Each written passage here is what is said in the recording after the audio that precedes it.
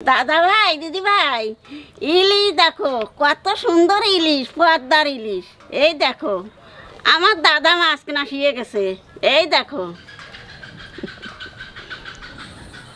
তো আগের দিন একটা ইলিশ এনেছিলাম, ওই 2 কেজি 50 মতো ওজন ছিল, কিন্তু অতটা টেস্টি ছিল কিন্তু অতটা নয়, যার কারণে আজকে পদ্মার ইলিশ নিয়ে এসেছে। আজকে বোন এসছে, আজকে বিশেষ করে বোনের জন্য আনা ইলিশটা।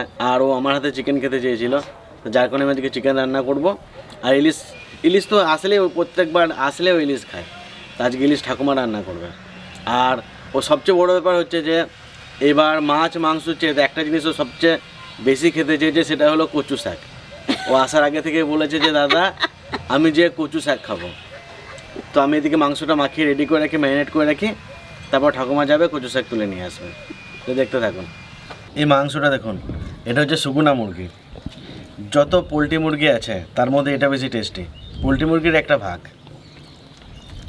আর যখন মাংস কিনতে যাবেন শুকনা মুরগির কিনবেন, যদি পোলট্রি কেনেন। আবার এর ডিম খেতে আবার খুব বাজে। ডিম টেস্টি হচ্ছে শালিমার ডিম, আর পোলট্রি হচ্ছে শুকনা, সবচেয়ে বেশি টেস্টি। এমনি পোলট্রি মুরগি তো ছিবড়াটা ভালো লাগে না, কিন্তু এই মাংসটার ছিবড়াটাও ভালো লাগে। তখন মাংসটা মাখাই, গুলোর জন্য রাখলাম, দুবেলা হয়ে যাবে। ওর যতটা লবণ লাগবে এখনই দিয়ে দেবো। এখানে মোটামুটি 2 কিলো মতো মাংস আছে। 2 চামচ লবণ দেবো। ভুল করে হলুদকে লবণ বলে দিলাম, আপনারা বুঝলেই হলো। তো এর মধ্যে একটু কাশ্মীরি লঙ্কা গুঁড়ো দেবো, এটাতে ঝাল হবে না, শুধু কালারের জন্য। ধনে গুঁড়ো দেবো 2 চামচ মতো। জিরে গুঁড়োটা একটু কম দেবো, 1 চামচ দেবো। আমরা তো অনেক কিছুতে জিরে খাই, কিন্তু বিহারে বা অনেক জায়গাতে আছে, আমাদের বাংলারই অনেক মানুষ আছে যারা আর কি নন ভেজের জিরে খায় না। এবার এটাকে ভালো করে মাখিয়ে মোটামুটি 1 ঘন্টা রেখে দেবো। এটা মোটামুটি 1 ঘন্টা ঢাকা থাকবে, ততক্ষণ ঠাকুমার ইলিশ মাছটা রান্না হয়ে যাবে। আমি যাই কচু শাক কাটি নিয়ে আসি, আর কলার পাতা কাটি নিয়ে আসি।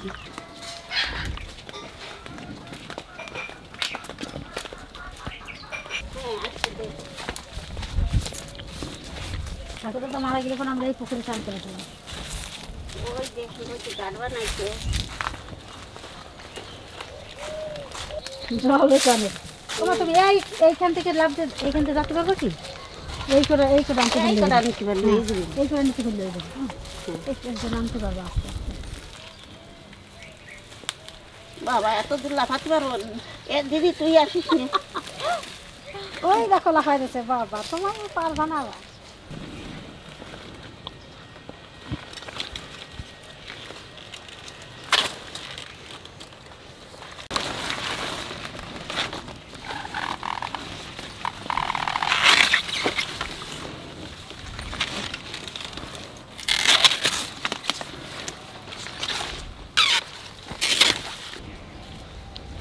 এটা কত সুন্দর আম্বলি শাক হয়েছে। এই শাকটা দিয়ে রান্না করলে দারুণ লাগে। যাতে শুশুনি শাক না সিধে দেখ টক টক লাগবে। ঠাকুমা বলছে এটা আম্বলি শাক, বলছে টক টক শাকটা। এটা যাদের মুখে রুচি আসে না, এই শাকটা খেলে বলছে রুচি আসে। তো এই রেসিপিটা যদি একদিন দেখতে চান জানাবেন কমেন্ট করে। তো এই রেসিপিটা একদিন দেখাবো আপনাদের, ঠাকুমাকে বলবো বানাতে। নেবো এই যে সুন্দর আম্বলি শাক হয়েছে, পাওয়া যায় না এগুলো।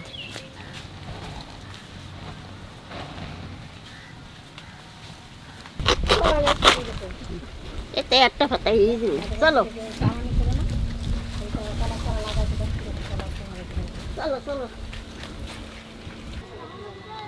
মাছটা সুন্দর করে কাটিয়ে নেবো। প্রত্যেকদিন যেরকম কাটি সেই রকমই কাটবো। কচুর টাকাগুলো কিন্তু দারুণ এনেছো। হয়েছে অনেক ওইখান দিয়ে। শুলিয়ে না শুনতেছি না, কোনটা দেবো আর কোনটা রাখবো বুঝতে পারছি। সবই কচি রান্না করে রেখে দাও, সব খাওয়া। ইলিশ মাছের মাথা দিয়ে রান্না করে 2 দিন খাওয়া যাবে। 2 দিন 3 দিন খাওয়া যাবে।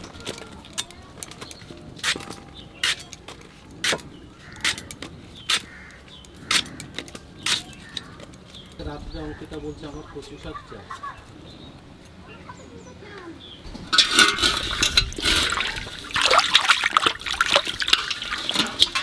ইলিশ মাছ কুটিয়ে এই ইলিশ মাছের এই আগ ছাড়াইয়ে ধুয়ে নিতে হয়।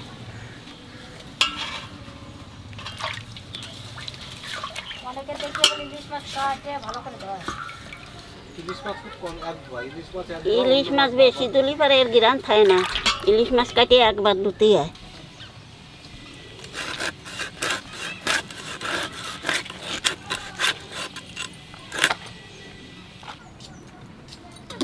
মাংসের মধ্যে ধনেপাতা ডাঁটি দেবো, খুব ভালো লাগে। এই ইলিশ মাছে সব কিছু গুছাতে অনেক টাইম লাগবে।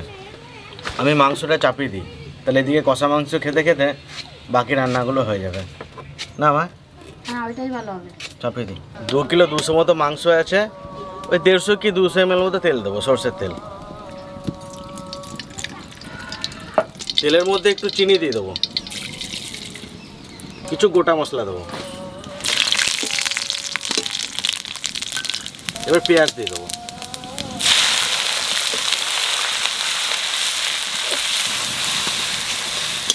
ওটা কাঁচা লঙ্কা দেবো।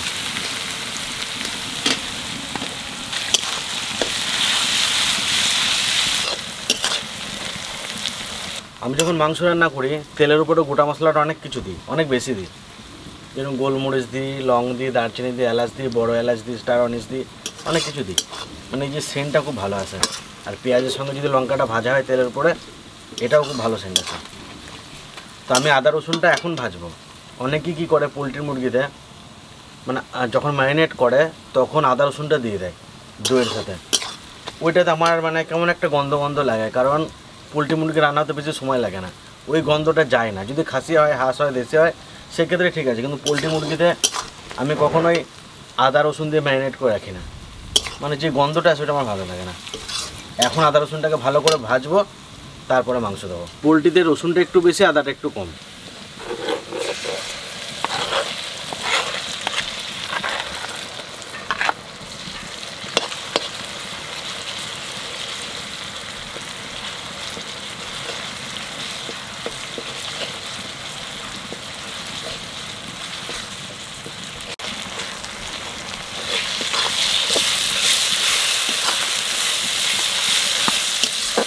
আদা রসুনটা ভালো করে ভেজে নিলাম, এবার ধনেপাতা ডাঁটিটা দেবো।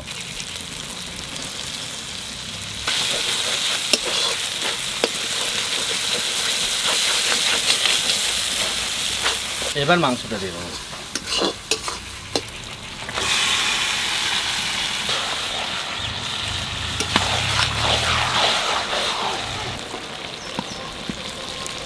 মাংসটা অনেকক্ষণ ধরে কষালাম, আর এই মাংস কষানোটাই মেন।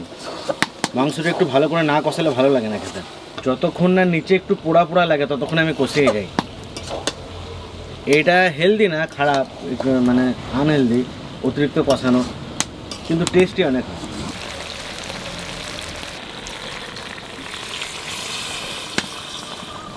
এবার ঝেড়ে ঝোলটাকে ফোটাবো, বিশাল জাল দেবো, টকবক করে ফুটুক ঝোলটা।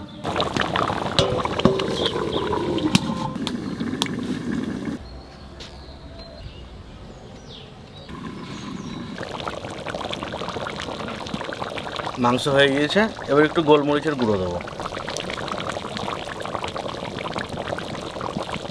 আর এখানে গরম মশলা আর মিট মশলা মেশানো আছে, এটা দিয়ে দেবো। আর একটু ধনেপাতা দিয়ে নামিয়ে দেবো।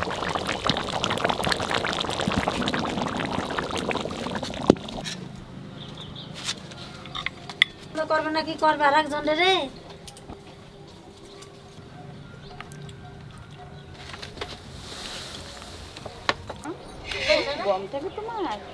হ্যাঁ ড্যাডি, শ্বশুর বাড়ি আজকে মিষ্টি নিয়ে যাও। শাশুড়ি আছে, শাশুড়ি আছে, শাশুড়ি জন্য মিষ্টি নিয়ে আইছে।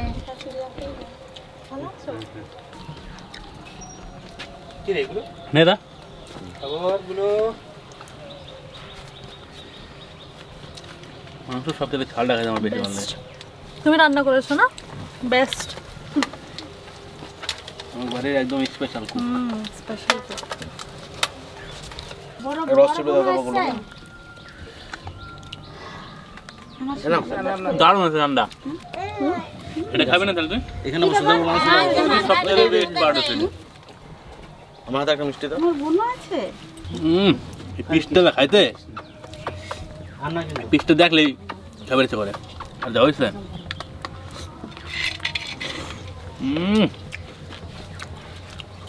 রান্নাটা হয়েছে আজকে সলিড দাদা ভাই দিদি ভাই তোমাকে তো ইলিশ মাছ রান্না অনেকই দেখাইছি তা আজকে আর ইলিশ মাছ রান্না দেখাবো না আজকে ইলিশ মাছের মাথা দিয়ে কচু শাক রানবো তাই তোমাকে দেখাবো প্রথমে কচু শাকটা সেদ্ধ করে নেব লবণ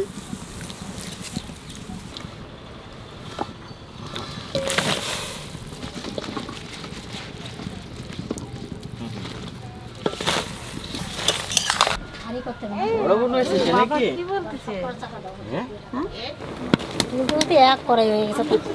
না না কমিয়ে দেবে নে ডাকাই দিয়ে দেয় দেখেন কমিয়ে দেবে নে একটু ডাকাই দিয়ে দেয় তাড়াতাড়ি গলে দেবে ও নে বাবা ডাকনা ছোট হয়ে গেল কচু শাকটা ভালো ওই জিনিস তাড়াতাড়ি সেদ্ধ হয়ে গেল হ্যাঁ শুকনো শুকনো জায়গার কচু শাক আবার পাত কম সেদ্ধ দাও আমার দাঁড়ি দাও গাছড়ি দাও আমি কচু শাক জ্বালিয়ে ফেলবো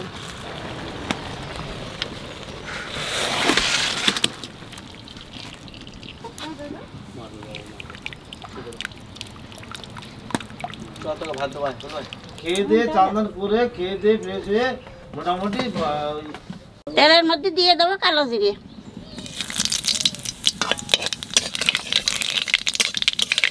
এইবার ইলিশ মাছের মাথা দিয়ে দেবো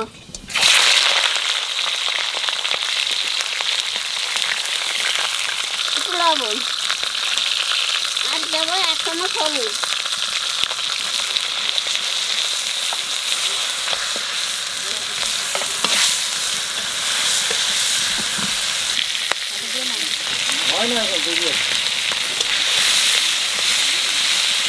এই সাথে সাথে কচু শাকও দিয়ে দেবো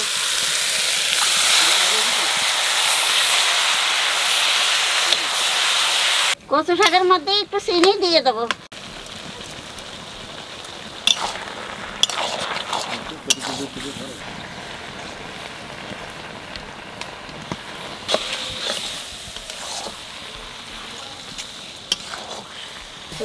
কচু কাটা আমি কাটতে পারি কচু মা ভালো ঘাটতে পারে কচু শাক রান্না হয়ে গেছে এখানে নামাই দেবো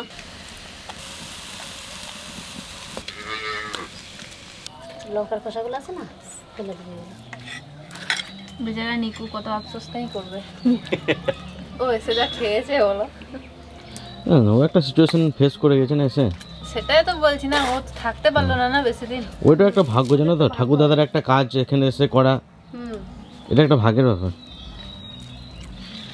তাও দাদা রান্না করে করে খাওয়াইছে তাড়াতাড়ি তাকে কত খুশি বাপ নটাঙ্কি চলে আসছে না বাস তাতে বসে বসে থাকে লবণ দাও তোর লবণ লাগবে মা ও মা টেনে দেখাও এরকম সাইজের একটা শোল মাছ বিশাল সুন্দর লাগছে আমার কোনটা কচু শাকটা খুব সুন্দর লাগছে এর জন্য আমার খুব পছন্দ অঙ্কিতা সবচেয়ে বেশি ইচ্ছা কচু শাক খাওয়ার ভালো লাগে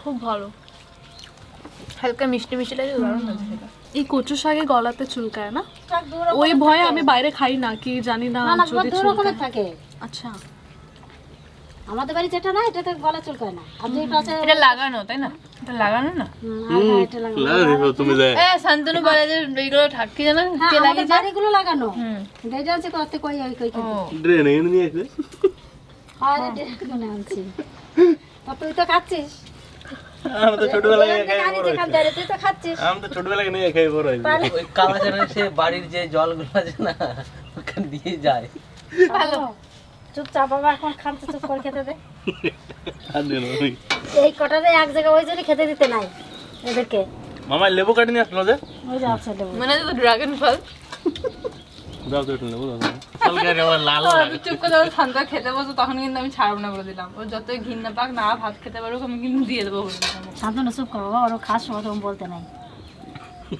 দাদা এবার বেশি করে ড্রাগন ফল কিনে নিয়ে কি হয়েছিল বেশ না আমাদের এখানে ড্রাগন ফলের বাগান আছে বুঝলি অঙ্কিতা প্রচুর ড্রাগন ফল খাবি ড্রাগন ফল এন দাও এই কিষানগুলো যাওয়ার সময় খেতো না এই তরকারিটা দিয়ে একটা আমাকে দেওয়া এই করে ভাত এক গালে খেয়ে দেবো। ছোট্ট আমাদের চ্যানেল প্রথম